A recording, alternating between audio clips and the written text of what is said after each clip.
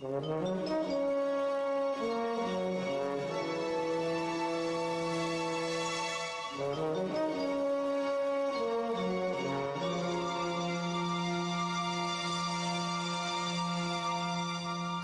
Japanissa, Oulun lumisessa vuoristossa, syntyi kerran pieni tiikerin raitainen Akita-koiran pentu, joka sai nimekseen Hopeanuoli.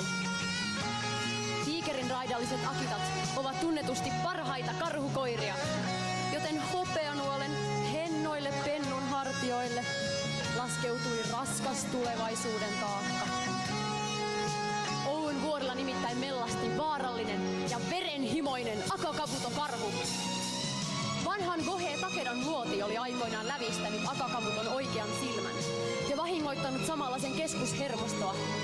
Eikä karhu nykyään nukkunut edes talviunta, vaan terrorisoi alueen kyliä, tappaen ja tuhoten.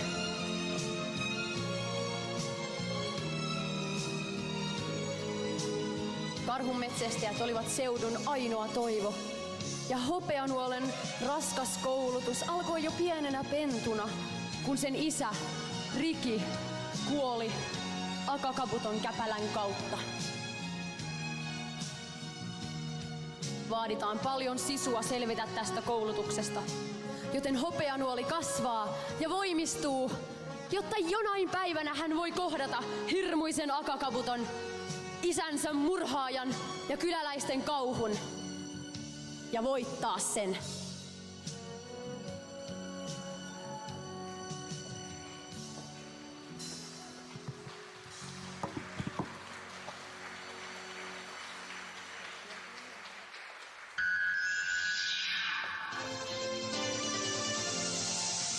Jo kuulet vuorten kutsun, se taivaisiin kohoaa.